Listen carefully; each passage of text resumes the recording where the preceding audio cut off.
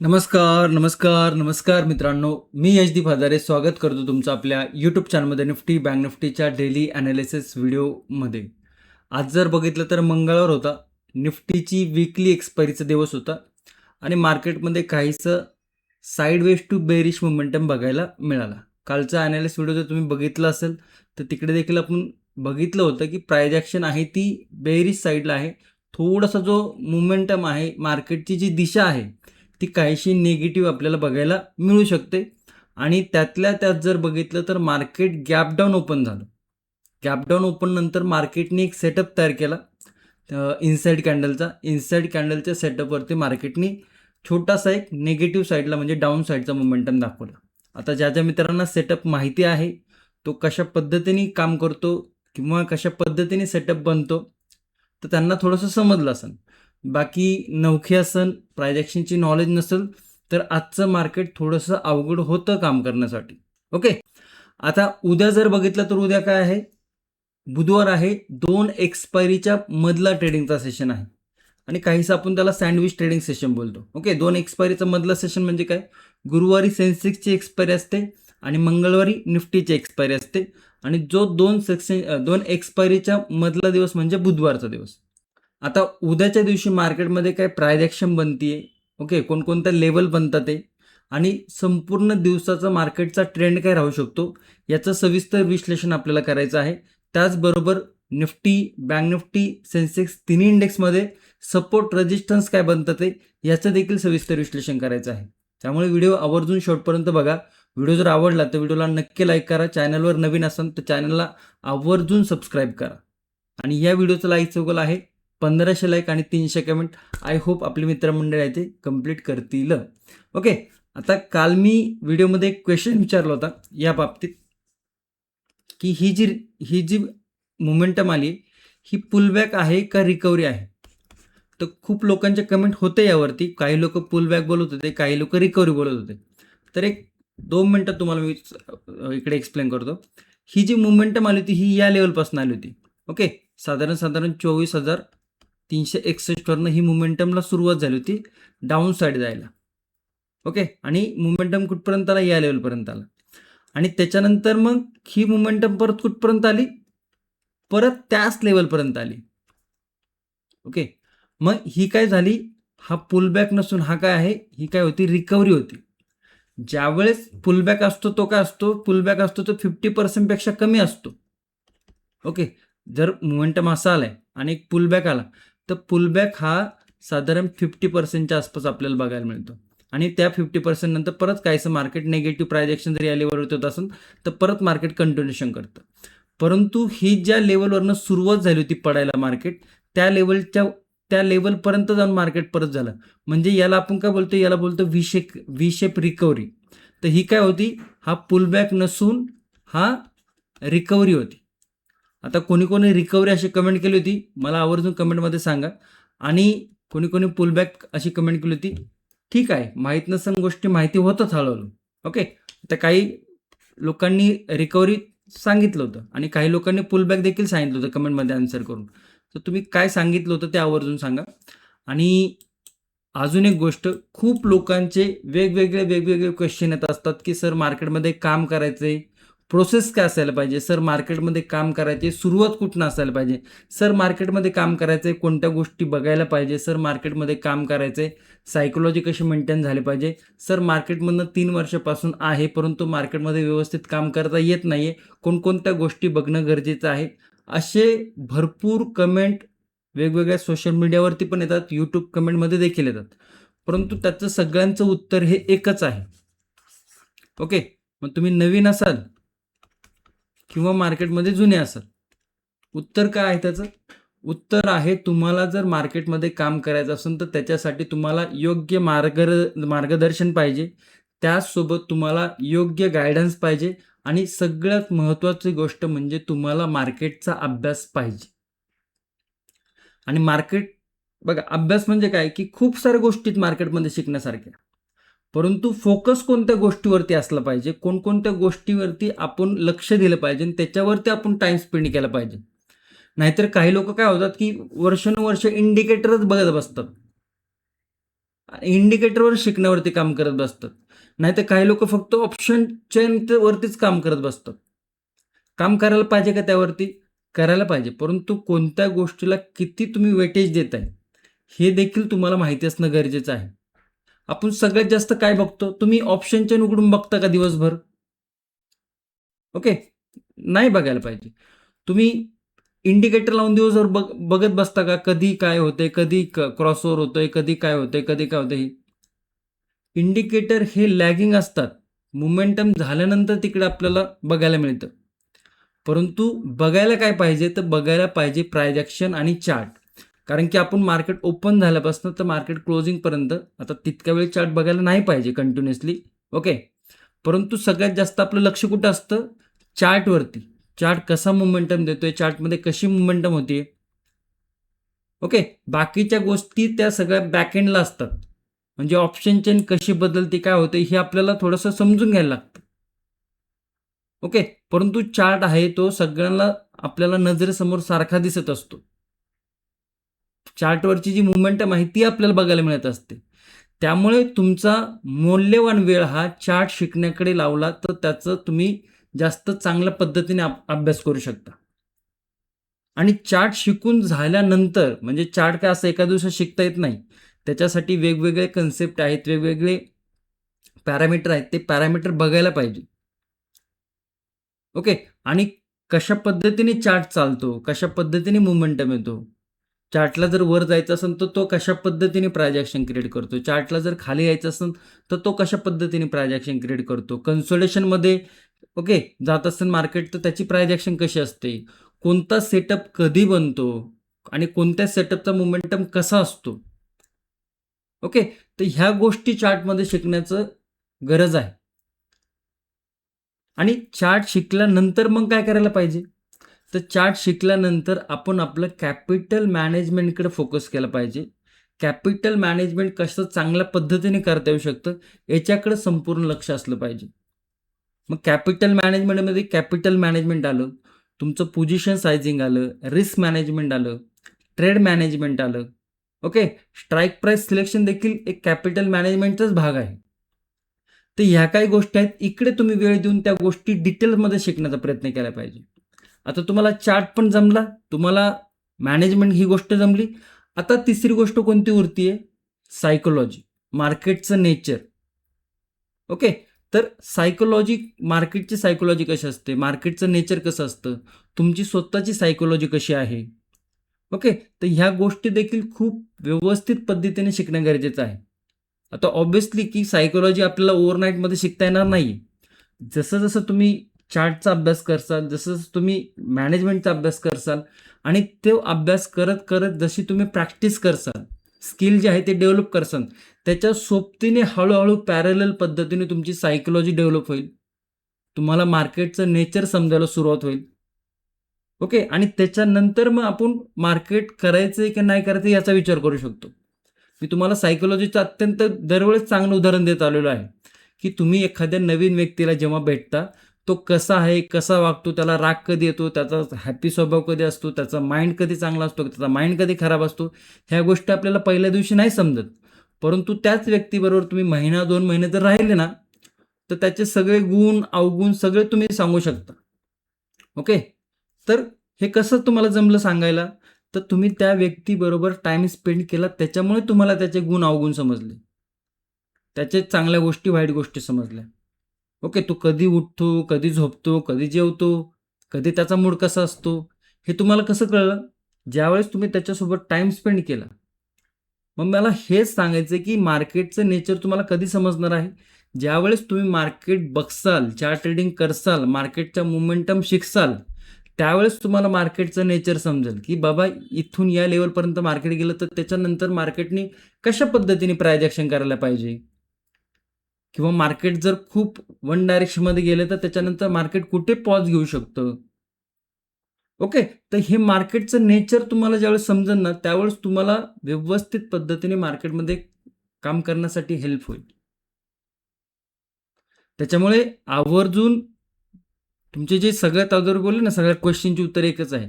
आवर्जून ह्या 3 गोष्टीकडे फोकस ठेवा.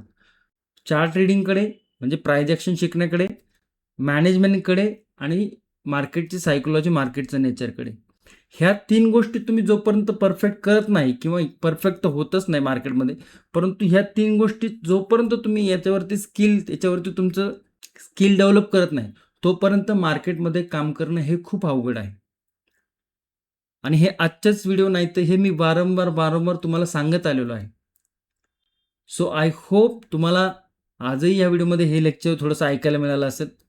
परंतु ज्या काही गोष्टी आहेत, ज्या काही मी अनुभवलेल्या आहेत, ज्या काही माझ्या एक्सपिरियन्समधून मी शिकलेलो आहे, तोच एक्सपिरियन्स मी तुमच्यासोबत शेअर करत असतो. तर लक्षात ठेवा, अभ्यास जर तुमचा व्यवस्थित असेल, तर मग तुम्ही मार्केटमध्ये टिकू शकता. अन्यथा मार्केटमध्ये खूप लोकं येतात, खूप लोकं जातात. हे तुम्हालाही माहिती आहे. ओके. आणि ह्या सगळ्या गोष्टी तुम्हाला कुठे शिकायला मिळणार आहे? आपल्या प्राइस ॲक्शन आणि सेटअप ट्रेडिंगच्या कोर्समध्ये. संपूर्ण डिटेल्समध्ये सगळ्या गोष्टी सविस्तर पद्धतीने शिकवलेल्या आहेत. लिंक कुठे आहे त्याची? प्राइस ॲक्शन आणि सेटअप ट्रेडिंग कोर्सची लिंक व्हिडिओच्या डिस्क्रिप्शनमध्ये आहे, पिन कमेंट देखील दिलेली आहे. ओके. इकडे जर गेलो आपण तर इकडे आपला हा यूट्यूब चॅनल आहे. यूट्यूब चॅनलवरती तुम्ही कुठल्याही व्हिडिओवरती जर क्लिक केलं, ओके, तर तुम्हाला अशा पद्धतीचं पेज ओपन होईल.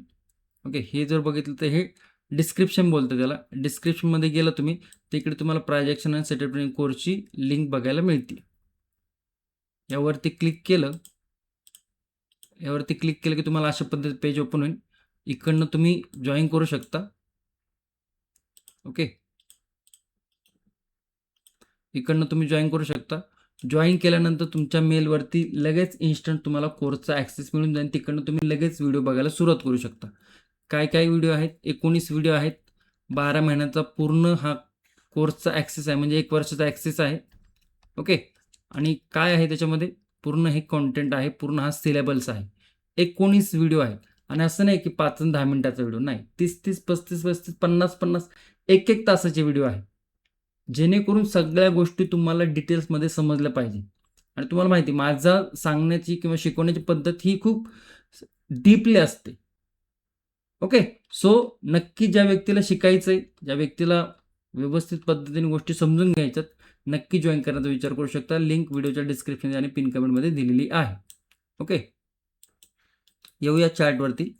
आता चार्ट जर बघितलं तर काल मार्केटमध्ये एक सुंदर प्रकारे मोमेंटम होते, सेटअप होते. ओके. सुंदर प्रकारे सेटअप मोमेंटम होते.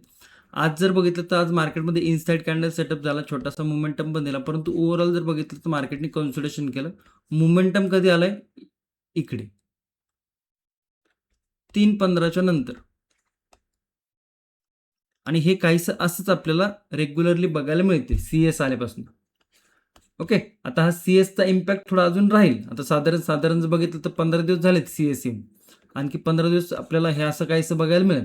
परंतु हळूहळू गोष्टी नॉर्मल होताना दिसतील. कारण की प्रीमियम जर बघितले तर प्रीमियम बऱ्यापैकी नॉर्मल पद्धतीने काम करत होते.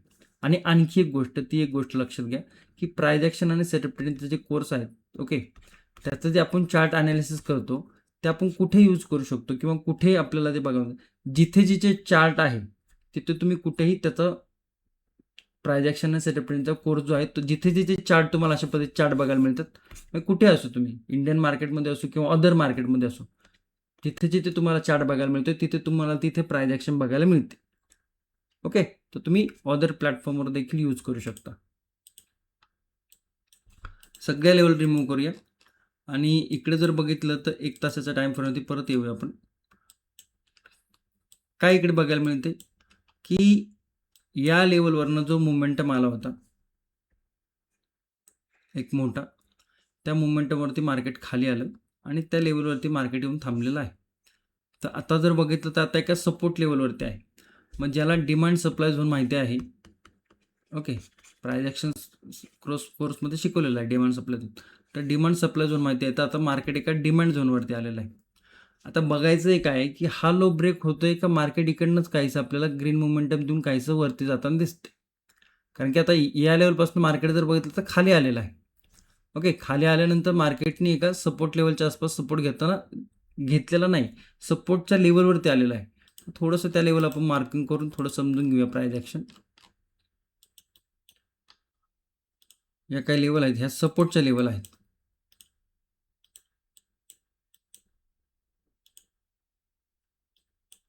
आणि त्या लेवलवरती मार्केटहून थांबलेलं आहे.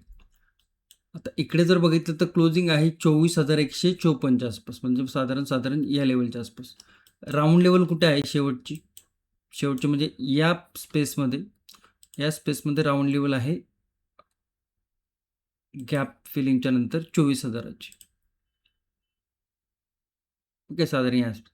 पण इथे गॅप आहे 24,042च्या आसपास गॅप आहे, त्या लेवलला आपण मार्क केले. आणि 24,100 एक लेवल इकडे आपल्याला बघायला मिळते. एक तासाचा टाइम फ्रेमवर जाऊया. 24,100वरती पण आपल्याला काहीशी सपोर्ट बघायला मिळतात. तर या काही लेवल आपल्याला बघायला मिळतात ते निफ्टीच्या डाऊन साईडला, म्हणजेच निफ्टीचे सपोर्ट. आता एक जर बघितलं तर या लेवलवरती एक सपोर्ट आहे 24,140च्या आसपास, ज्या लेवलवरनं मार्केट वरती गेलं होतं. तर त्या लेवलच्या आसपास आता निफ्टी आपल्याला साधारण आलेला दिसतो. तर त्याच्या डाऊन साईडला जर बघितलं तर 2 लेवल आपल्याला बघायला मिळतात. ही थोडीशी लेवल पण आणखी ॲडजस्ट करूया. ओके, या लेवलच्या तर 24,060 पर्यंत एक स्पेस आहे निफ्टीकडे डाऊन साईड येण्याचा. ओके, 24,060 पर्यंत स्पेस आहे निफ्टीकडे डाऊन साईड येण्याचा. आणि या लेवलच्या वरती जर मार्केट जात असेल, म्हणजे ही जी लेवल आहे 24,185, 24,200च्या आसपास. ओके, कितीची रेंज बनते मला बघू दे एकदा.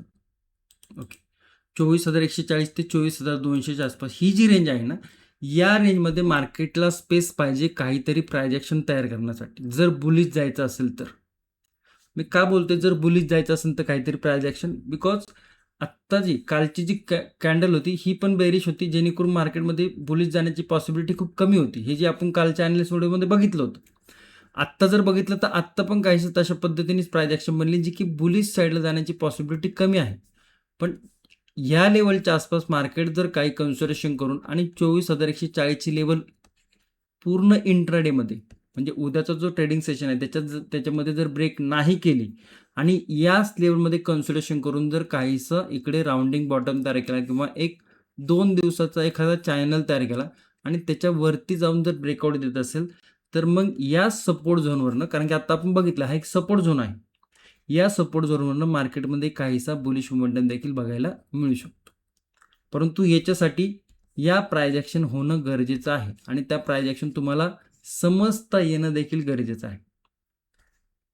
ओके, तर लेवल आपण मार्क केलेला आहे. त्या लेवल बुलिश साईडच्या बघूया इकडे.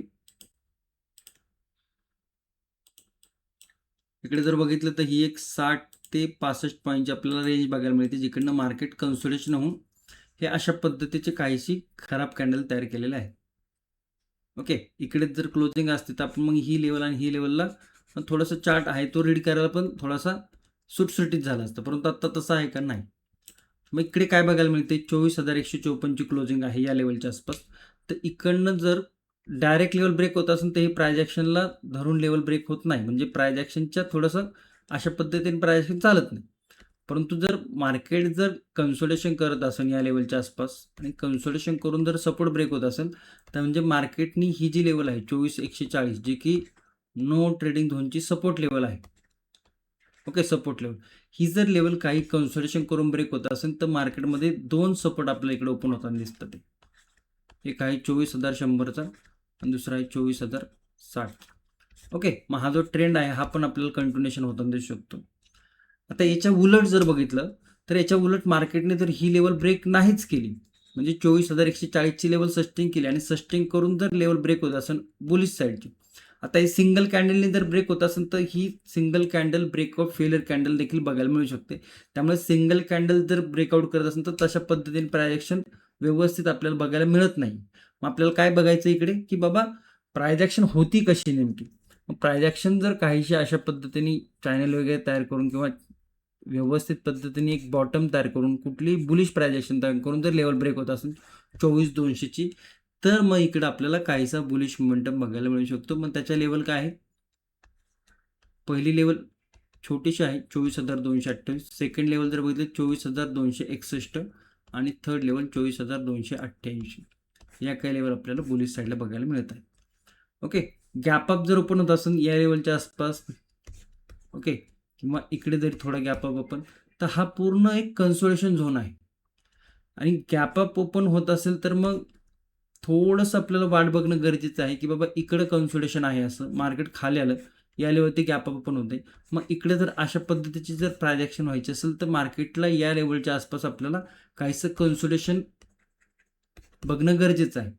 मग जर कन्सोलिडेशन होत असेल तर मग आपल्याला ह्या काही बुलिश लेवल आहेत 2, ओके, 2 ते 3, तर त्या लेवल बघायला मिळू शकतात.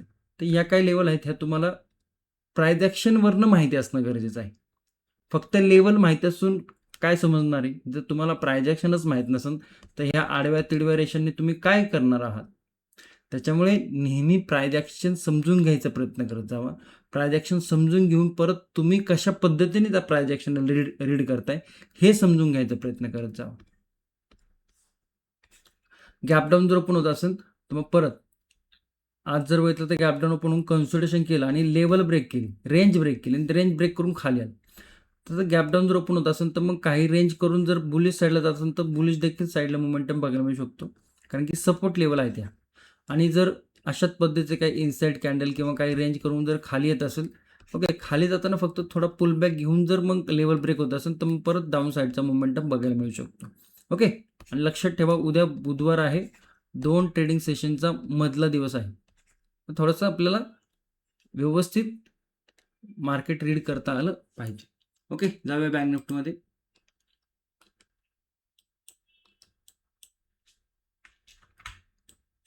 बँक निफ्टी जर बघितलं तर काल इतका व्यवस्थित सुंदर मोमेंटम करून गेला आणि आज लगेच माती खाऊन बसले, पूर्ण दिवसभर कन्सोलिडेशन.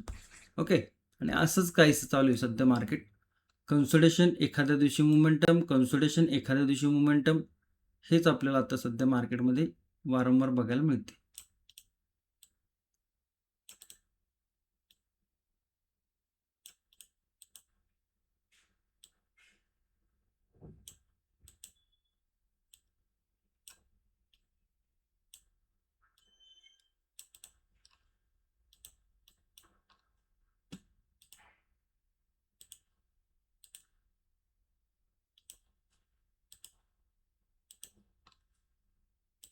ओके, लेवल मार्क केले ते थोडं लेवल फक्त समजून घ्या.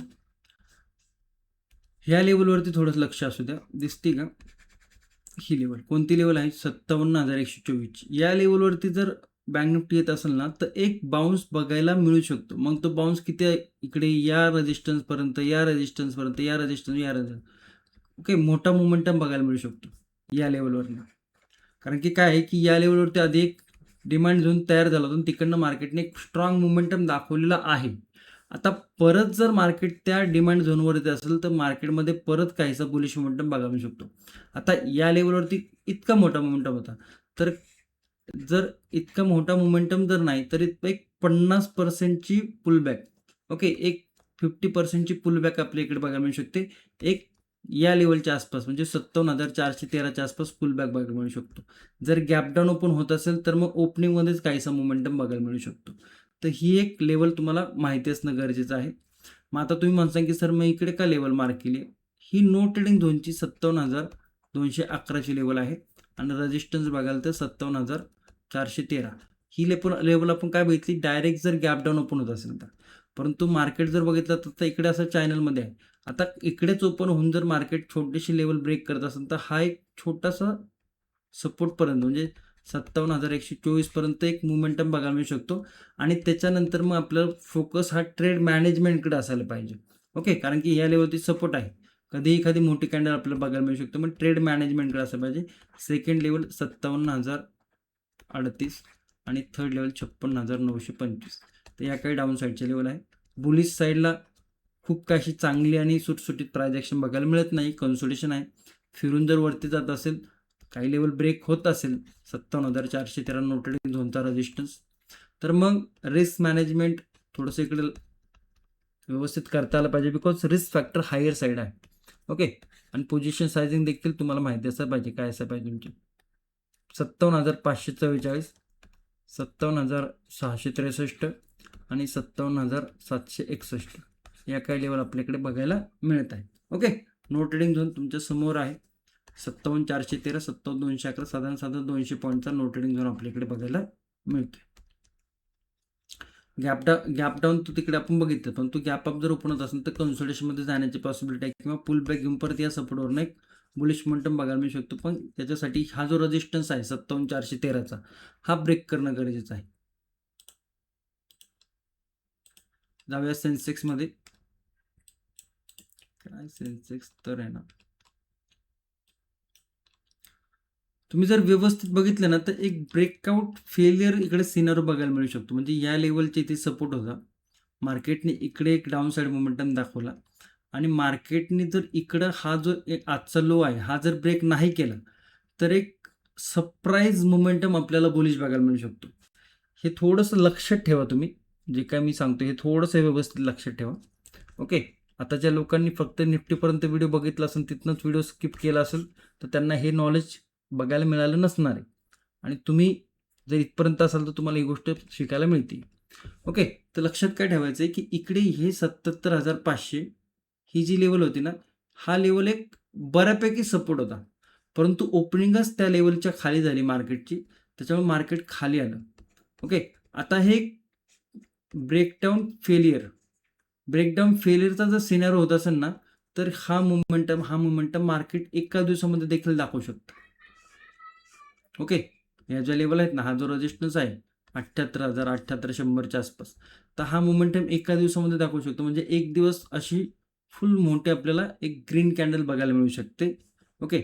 आता त्याच्यामागचं लॉजिक काय थोडं समजून घ्या, की एक सपोर्ट होता 77,500चा, त्याच्यामुळे मार्केटनी डबल बॉटम तयार केला होता. मार्केट खाली आलं, खाली येऊन मार्केटची क्लोजिंग या लेवलच्या आसपास झाली आणि मार्केट एका सपोर्ट लेवलवरती आहे, जिकडनं मार्केट अगोदर वरती गेलेलं आहे. दिसते का तुम्हाला? जिकडनं मार्केट अगोदर वरती गेलेलं आहे, म्हणजे काही डिमांड झोन इकडे तयार करून मार्केट वरती गेलं होतं. ओके. आणि त्या लेवलच्या आसपास इकडे मार्केटने आता काही खाली क्लोजिंग दिलेली आहे. मग इकडे बघण्याचा दृष्टिकोन काय झालाय मोस्ट ऑफ द पीपलचा, की मार्केटने एक ब्रेकडाऊन तयार केलाय. परंतु इकडे जर बघितलं तर सगळ्यांना जर हे इतकी संपूर्ण प्रायजेक्शन इतकी व्यवस्थित दिसत असेल, तर मग तुम्हाला माहिती जे सगळ्यांना दिसतं ते मार्केट करत नाही most of the time. Okay. तर मार्केटमध्ये या लेवलवरनं जर एक पुलबॅक येत असेल तर त्याच्यासाठी काही गोष्टी तुम्हाला माहिती असणं गरजेचं आहे. त्यासाठी आपण लेवल मार्क करूया. मग तुम्हाला थोडंसं एक्सप्लेन करतो मी व्यवस्थित.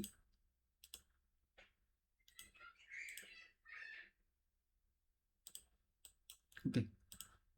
डाऊन साईडच्या पण काही लेवल आहेत त्या पण मार्क करूया. आता तुम्ही मला सांगितलं सर रिव्हर्सलचा विचार करताय आणि डाऊन साईड का, तर लेवल टू लेवल बघायचं असतं मार्केट. आधीच मार्केटचं काय बोलतात त्याला, आधीच आपण डोक्यात गोष्टी ठेवून नाही, मार्केट प्राइस ऍक्शन काय करते हे बघणं गरजेचं आहे.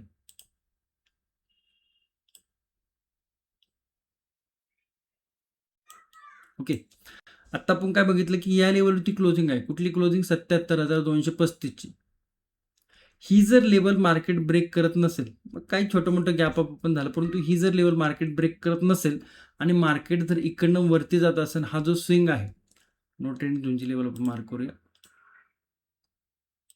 त्यामुळे व्हिडिओ शेवटपर्यंत बघत जावा, अशा गोष्टी खूप कमी वेळा शिकायला मिळतात. हा जो स्विंग आहे 77,425चा, इकडनं जर मार्केट रिव्हर्सल जात असेल आणि ही जर लेवल ब्रेक करत असेल ना, तर मार्केटमध्ये एक strong bullish price action trigger होती. काय होती? Strong bullish price action trigger होती. कारण की या लेवलवरनं मार्केटमध्ये ही तर सपोर्ट ब्रेक झाला, त्याच्यानंतर सपोर्ट ब्रेक नंतर या लेवलवरती हेवी आपल्याला सेलर बघायला मिळतात. ओके. मार्केटला ते खाली घेऊन आलेले आहेत. परंतु जर मार्केट जर या लेवलवरती टिकलं आणि मार्केट इकडनं जर ब्रेकआउट दिला, तर हा जो ब्रेकडाऊन आहे ना, हा फेलियर होतोय. आणि ज्यावेळेस ब्रेकआउट किंवा ब्रेकडाऊन फेलियर होतो ना, त्यावेळेस अगेन्स्ट येणारा मोमेंटम असतो ना, तो खूप स्ट्रॉंग असतो. म्हणजे बेसिकली काय होतं, इकडे लिक्विडिटी हंट झाली आहे. ओके. इकडे मार्केटने लिक्विडिटी ग्रॅप केली आणि लिक्विडिटी ग्रॅप करून मार्केट जर वरती जात असेल, तर हा मोमेंटम स्ट्रॉंग आपल्याला बघायला मिळू शकतो. ओके. हा एक ब्रेकआउट ब्रेकडाऊन सिनेरोचा एक प्राइस ॲक्शन आहे, ती थोडीशी समजून घ्यायला पाहिजे तुम्ही. ओके. आणि ही लेवल समजा मार्केट कन्सोलिडेशन करत बसलो आणि इकडनं ही लेवल रेंज नाही ब्रेक केली 77,425ची आणि त्याच्यानंतर परत येऊन सपोर्ट ब्रेक झाला, तर मग हे कंटिन्युएशनमध्ये गेलं. हे काय झालं? कंटिन्युएशनमध्ये. मग काय सपोर्ट बघायला मिळतं ते 77,100 आणि 76,967. ह्या 2 सपोर्ट लेवल बघायला मिळतात ते. बरं, जो पण तुम्ही इथपर्यंत जर व्हिडिओ बघत असाल, ओके, तर हा कन्सेप्ट तुम्हाला कसा वाटला प्रत्येकाने कमेंट करून सांगायचं. हा कन्सेप्ट तुम्हाला कसा वाटला? कुणी ऐकलाय असेल याच्या अगोदर तरी पण सांगा. ओके, कारण की ह्या कन्सेप्ट मी वारंवार जेव्हा प्राइस ॲक्शन तशी बनते वारंवार सांगत आलेलो आहे. ओके, तर या 2 लेवल. बुलिश साईडला जर बघितलं तर 77,546, 77,652 आणि 77,728 या काही बुलिश साईडच्या लेवल आपल्याला बघायला मिळतात. ते नो ट्रेंड झोन 77,425, 77,235 या काही लेवल आपल्याला कन्सोलिडेशन म्हणजे नो ट्रेंड झोनच्या रेंजमध्ये बघायला मिळतात. गॅप डाऊन जर ओपन होत असेल ना, तर मग इकडनं फ्रेश सेलिंगची प्राइस ॲक्शन होण्याची पॉसिबिलिटी खूप कमी आहे गॅप डाऊन नंतर.